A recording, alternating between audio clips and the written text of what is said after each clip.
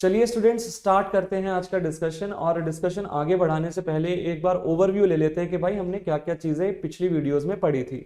सबसे पहले हमने यहाँ पे पढ़ा था फॉर्म्स ऑफ बिजनेस। तो यहाँ पे मैंने आपको बताया था कि 11th और 12th क्लास के अकाउंट्स के सिलेबस में हमें सोल प्रोप्राइटरशिप, पार्टनरशिप और company, in 3 forms of business के लिए अकाउंटिंग सीखनी है। 11th क्लास में हम लोग सोल प्रोप्राइटर के खाते बनाना सीखेंगे और 12th क्लास में हम लोग पार्टनरशिप और कंपनी के अकाउंट्स जो हैं वो प्रिपेयर करना सीखेंगे। आगे हमने यहाँ पे कॉन्सेप्ट नंबर 2 जो पढ़ा था, सेपरेट लीगल एंटिटी पढ़ा था हमने यहाँ पे। तो सेपरेट लीगल एंटिटी में हमने ये पढ़ा था कि भाई साहब बिजनेस और businessman both are different person in the eyes of law. तो कानून की नजर में बिजनेसमैन एक अलग व्यक्ति है और बिजनेस उसका जो है वो एक अलग व्यक्ति है। तो business is also a different person in the eyes of law, separate person in the eyes of law. ये जो कॉन्सेप्ट था ये हमने 2 पॉइंट ऑफ व्यू से पढ़ा था। एक तो लीगल पॉइंट ऑफ व्यू से पढ़ा था, जहां पे मैंने आपको बताया था कि कॉन्सेप्ट सोल प्रोप्राइटरशिप पे अप्लाई नहीं होता लीगल पॉइंट ऑफ व्यू से, ना ही ये पार्टनरशिप पे अप्लाई होता है, बट कंपनीज पे अप्लाई होता है।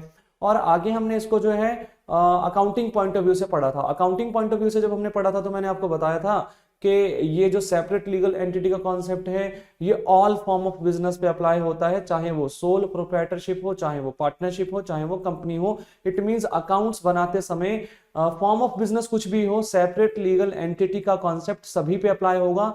इट मींस खाते बनाते समय बिजनेसमैन और बिजनेस दोनों को हमेशा अलग अलग पर्सन माना ही जाएगा।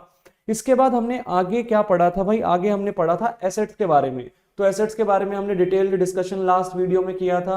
एसेट्स 2 प्रकार के होते हैं, non current assets, current assets. इनमें डिफरेंस क्या होता है और उसके अंदर उनके टाइप्स भी हमने डिटेल में पढ़ लिए थे।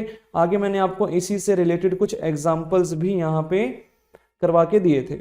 अब इसके बाद आज का डिस्कशन क्या रहेगा भाई, कॉन्सेप्ट नंबर 4 क्या होगा। तो चलिए स्टार्ट करते हैं कॉन्सेप्ट नंबर 4। तो यहां पे मैं नोटिंग कर देता हूं भाई कॉन्सेप्ट नंबर 4 की start. Concept number 4, concept number 4। तो भाई कॉन्सेप्ट नंबर 4 हमें यहां पे पढ़ना है लाइबिलिटीज क्या होती हैं। लाइबिलिटी क्या होता है, लाइबिलिटीज क्या होती हैं।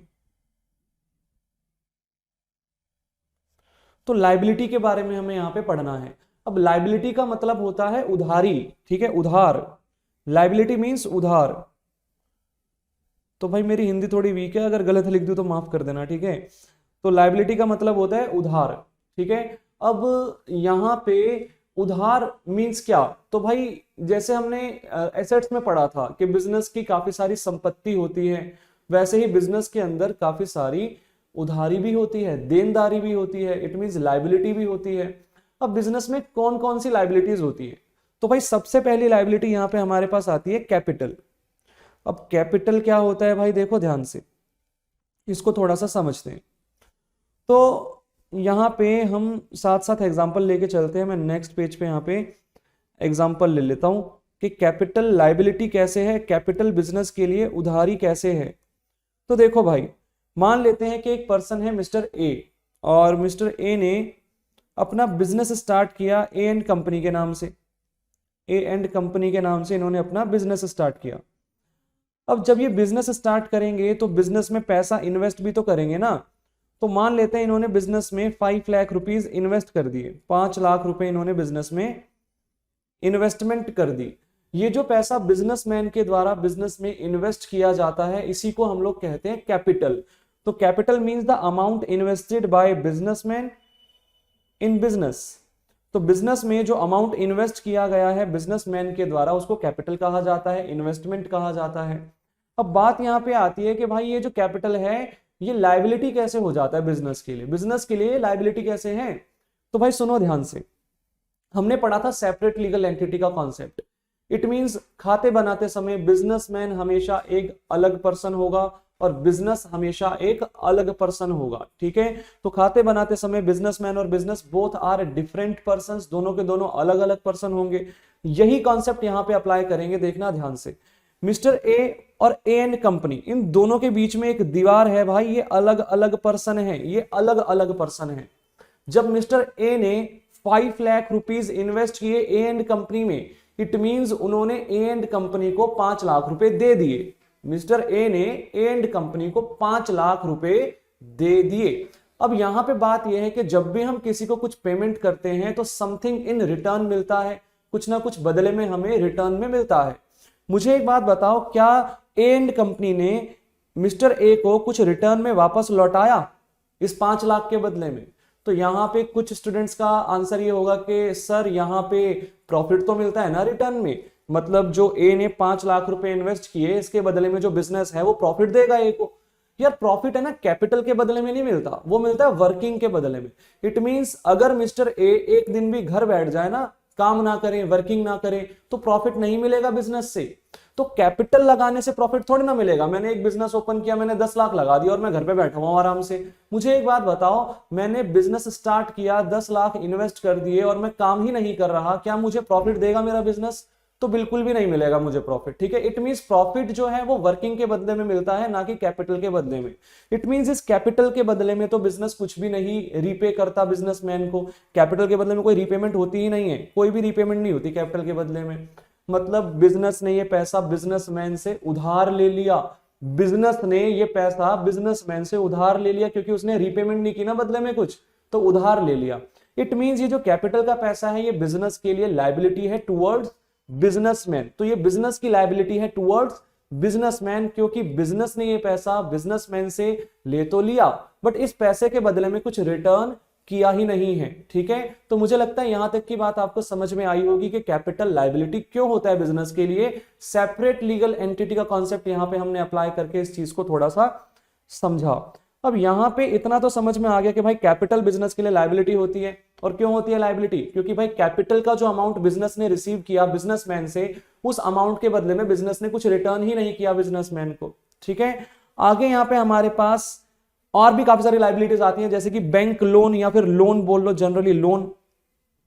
अगर बिजनेस लोन ले लेता है भाई तो वो भी तो लायबिलिटी है बिजनेस के लिए। ठीक है, तो बिजनेस अगर लोन ले रहा है तो वो भी बिजनेस के लिए लायबिलिटी है। इसके बाद हमारे पास आता है क्रेडिटर। अब ये क्रेडिटर क्या होता है भाई? तो देखो ध्यान से, हमने ना यहाँ पे पढ़ा था डेटर। मैं आपको समझाता हूं, एसेट्स जब मैंने पढ़ाए थे आपको, यहाँ पे ये देखो, हमने यहाँ पे पढ़ा था कि ए ने बी को माल बेचा, 10,000 रुपीज का माल था। ए यहाँ पे सेलर था, बी यहाँ पे बायर था, बी बायर था। और बी ने बोला कि 1 मंथ का क्रेडिट चाहिए उसको, बी ने 1 महीने का उधार मांगा था यहाँ पे। अब यहाँ पे मैंने आपको बोला था कि भाई ए ने बी को उधार पे माल बेच दिया, तो ए ने बी से पैसे लेने हैं, ए ने बी से पैसे रिसीव करने हैं, तो B is debtor for A. तो बी कौन है? डेटर है। किसके लिए? ए के लिए। तो हमने यहां पे लिखा भी था कि B is debtor. B debtor है किसका? ए का। क्यों? क्योंकि ए के पास राइट टू रिसीव है। ठीक है, ए यहां पे पैसा रिकवर करने का अधिकार रखता है बी से, इसीलिए ए के पास एक राइट है पैसा रिकवर करने का, तो ये ए के लिए एसेट है। ठीक है, यहां पे हमने ये बात पढ़ी थी कि डेटर क्या होता है। अब यहां पे बी ने उधार पे माल लिया है ए से, तो बी ने पैसे रिटर्न भी तो करने, पैसे रीपे भी तो करने, तो बी के लिए ना लायबिलिटी है ए के प्रति। बी ने ए से उधार पे माल खरीदा, तो बी के लिए क्या है? ये बी के लिए लायबिलिटी है। तो इट मींस यहां पे हम बोल सकते हैं कि A is creditor, A is creditor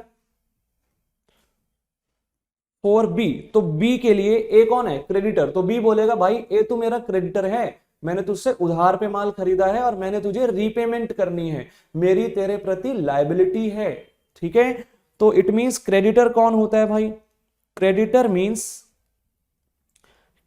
means वह पर्सन या वह व्यक्ति जिससे हमने उधार गुड्स या सर्विसेज खरीदे, उधार पे गुड्स या सर्विसेज खरीदे, गुड्स या सर्विसेज बाय किए, और अब हमने उसको रीपेमेंट करनी है, अब हमने उसको रीपेमेंट करनी है। ठीक है, तो इट मींस क्रेडिटर क्या होता है? एक लायबिलिटी होती है। अगर मैंने किसी से उधार पे माल खरीदा है तो मुझे उसको रीपेमेंट करनी है, तो मेरी उसके प्रति जो लायबिलिटी है, इसी को मैं क्या कहता हूं? क्रेडिटर। मैं कहूंगा कि वो सामने वाला व्यक्ति जिसको मुझे पैसे लौटाने हैं वो मेरा क्रेडिटर है। ठीक है, तो उम्मीद है ये वाली बात भी आपको समझ में आ गई होगी कि क्रेडिटर क्या होता है। आगे यहाँ पे एक और लाइबिलिटी हमारे पास आ सकती है, बिल्स पेबल। Bills payable. अब ये बिल्स पेबल क्या होता है भाई, देखना ध्यान से। बिल्स पेबल, हमने यहाँ पे ना बिल्स रिसीवेबल के बारे में पढ़ा था, मैं आपको दिखाता हूँ यहाँ पे। बिल्स रिसीवेबल के बारे में हमने कहाँ पे पढ़ा था भाई, यहाँ पे पढ़ा था, ये रहा बिल्स रिसीवेबल, ठीक है। तो यहाँ पे हमने एक एग्जांपल लिया था कि ए ने बी को क्रेडिट पे माल बेचा, उधार पे माल बेचा, और 1 लाख रुपए का माल था। तो ए को थोड़ा सा डर लग रहा था कि यार बी कहीं पैसे लेके भाग ना जाए, माल लेके भाग ना जाए। तो ए ने क्या किया था, ए ने एक डॉक्यूमेंट बना लिया था जिसको कि वो कहते हैं बिल ऑफ एक्सचेंज। और बिल ऑफ एक्सचेंज जो है ये इस टाइप की एक एक्नॉलेजमेंट होती है जो कि ए जो है वो बी से फिल करवाएगा। ए इसको बी को देगा, भाई इसको भर के दो, ठीक है। तो बी इस एक्नॉलेजमेंट को फिल करेगा और एक कॉपी इसकी ए रखेगा, एक कॉपी इस बिल की बी रखेगा। अब ए के पास जो ये कॉपी है, ए इस कॉपी के थ्रू पैसे रिकवर कर सकता है बी से, इसीलिए ये जो बिल की कॉपी ए के पास है वो उसका एसेट है, वो उसका बिल्स रिसीवेबल है। ये चीज हमने पढ़ ली थी पिछली वीडियो में। अब यहां पे एक कॉपी बी के पास है, और वो जो कॉपी बी के पास है, बी उसको बुलाएगा बिल्स पेबल, क्योंकि उस बिल के पैसे बी ने पे करने हैं। तो बी के लिए वो क्या है, लाइबिलिटी है, ठीक है। तो बिल्स पेबल जो है वो बायर के लिए लाइबिलिटी होती है। ये वाली बात भी आपको समझ में आ गई होगी, ठीक है। तो कैपिटल हो गया, लोन हो गया, क्रेडिटर हो गया, बिल्स पेबल हो गया। तो जस्ट मैं कुछ एग्जांपल्स ले रहा हूं, ठीक है, यहाँ पे लाइबिलिटीज के। उसके बाद हमारे पास यहाँ पे आउटस्टैंडिंग एक्सपेंसेस भी आते हैं। आउटस्टैंडिंग एक्सपेंसेस, तो भाई आउटस्टैंडिंग एक्सपेंसेस क्या होता है, आउटस्टैंडिंग एक्सपेंसेस का मतलब होता है बकाया खर्चे। मतलब वो खर्चे जो कि ड्यू तो हो गए लेकिन हमने पे नहीं किए। फॉर एग्जाम्पल, मेरा इस मंथ का इलेक्ट्रिसिटी बिल ड्यू तो हो गया, ड्यू डेट मान लेते हैं उसकी 10 तारीख थी, ड्यू तो हो गया वो, ठीक है, बट मैंने उसको पे नहीं किया, ठीक है। तो वो क्या हो गया, आउटस्टैंडिंग। इट मींस मेरी लायबिलिटी बन जाती है अब उसको पे करने की, ठीक है। ड्यू डेट निकल चुकी है बट मैंने पेमेंट नहीं की। सिमिलरली मान लेते हैं मेरे एम्प्लॉयज की सैलरी ड्यू हो चुकी है बट मैंने पे नहीं की, तो वो भी क्या हो गया, आउटस्टैंडिंग हो जाएगी, ठीक है, मतलब वो बकाया हो जाएगी। तो एम्प्लॉयज के पास right to receive salary create हो जाएगा, ठीक है। तो इसका मतलब मेरे लिए वो लायबिलिटी बन जाएगी, ठीक है। उनके लिए वो एसेट होगा उनका, मेरे लिए वो लायबिलिटी होगी मेरी, ठीक है। तो ये जो आउटस्टैंडिंग एक्सपेंसेस होते हैं ये भी हमारी लायबिलिटी होती है। तो मैंने ऊपर से ना ओवरव्यू देने की कोशिश की अभी आपको, ठीक है, ऊपर ऊपर से थोड़ा सा ओवरव्यू हम लोग जो है चीजों का ले रहे हैं यहाँ पे। तो भाई यहाँ पे इतना पढ़ने के बाद, लायबिलिटीज पढ़ने के बाद आगे हमें क्या पढ़ना है भाई, आगे यहाँ पे कॉन्सेप्ट नंबर 5 पढ़ना है हमें। Concept number 5, concept number 5। और कॉन्सेप्ट नंबर 5 में हमें यह समझना है कि प्रोसेस ऑफ अकाउंटिंग क्या होता है। अकाउंटिंग का प्रोसेस क्या होता है, प्रोसेस ऑफ अकाउंटिंग, खाते बनाने का प्रोसेस क्या होता है, खाते बनाए कैसे जाते हैं। तो देखो भाई, सबसे पहले यहाँ पे जर्नल एंट्रीज की जाती हैं। अब ये जर्नल एंट्रीज क्या होता है ये हम समझेंगे धीरे धीरे। तो अभी के लिए बस आपको ये ध्यान में रखना है कि भाई सबसे पहला काम हम लोग क्या करते हैं, जर्नल एंट्रीज करते हैं। जर्नल से फिर हम लोग बनाते हैं लेजर। लेजर क्या होता है, लेजर माने खाते। तो जर्नल को देख के लेजर बनाते हैं। फिर लेजर से हम लोग बनाते हैं यहाँ पे ट्रायल बैलेंस, ट्रायल बैलेंस। और ट्रायल बैलेंस से हम लोग बनाते हैं फाइनेंशियल स्टेटमेंट्स, फाइनेंशियल स्टेटमेंट्स जिसको हम लोग ना शॉर्ट में फाइनल अकाउंट्स भी कहते हैं, जिसको हम शॉर्ट में फाइनल अकाउंट्स भी कहते हैं, फाइनल अकाउंट्स। तो ये हमारा अकाउंटिंग प्रोसेस होता है भाई। जर्नल बनाई जाती है, सबसे पहले जर्नल एंट्रीज की जाती हैं। जर्नल एंट्रीज के थ्रू फिर क्या किया जाता है, लेजर्स बनाए जाते हैं, खाते बनाए जाते हैं। फिर ये जो खाते होते हैं इनकी समरी जो होती है उसको हम बोलते हैं ट्रायल बैलेंस। तो लेजर की जो समरी स्टेटमेंट होती है उसको ट्रायल बैलेंस बोलते हैं। ट्रायल बैलेंस बनाया जाता है और ट्रायल बैलेंस के थ्रू फिर क्या बनाए जाते हैं, अंतिम खाते बनाए जाते हैं, फाइनल अकाउंट्स माने जो फाइनेंशियल स्टेटमेंट्स होती हैं सोल प्रोप्राइटर की, वो रेडी की जाती हैं। तो अब यहाँ पे हमें सबसे पहली चीज जो समझनी है वो क्या समझनी है भाई, जर्नल एंट्रीज किस तरीके से की जाएंगी। अगर आपको ये समझ में आ गया कि जर्नल एंट्रीज किस तरीके से की जाएंगी तो आप यकीन मानिए कि 70% अकाउंटिंग आपको 70 से 80% अकाउंटिंग तो इसी में आ जाएगी, ठीक है। बाकी तो जर्नल की पोस्टिंग लेजर में बहुत इजी है, लेजर से ट्रायल बैलेंस बनाना भी बहुत इजी है और फाइनल अकाउंट्स भी जो है वो ज्यादा मुश्किल नहीं है। तो इट मींस जर्नल आ गया ना, तो इट मींस ये समझ लो कि आपको अकाउंटिंग का बेस आ गया। ठीक है, अगर आपको जर्नल आ गया तो अकाउंट्स का बेस आपको आ गया। अब यहाँ पे जो नेक्स्ट वीडियो रहेगी हमारी, उसमें हम क्या करेंगे, जर्नल एंट्रीज जो है उससे रिलेटेड डिस्कशन स्टार्ट कर देंगे। ठीक है, तो वहां पे हम पहले थोड़ा थ्योरेटिकल डिस्कशन करेंगे, अभी जर्नल एंट्रीज से रिलेटेड थोड़े कॉन्सेप्ट्स पढ़ेंगे और फिर हम प्रैक्टिकली जर्नल एंट्रीज को जो है वो भी करके देखेंगे। तो ये वाली वीडियो जो है मैं यहीं तक खत्म कर रहा हूं भाई, नेक्स्ट वीडियो में मिलेंगे। Tata bye bye.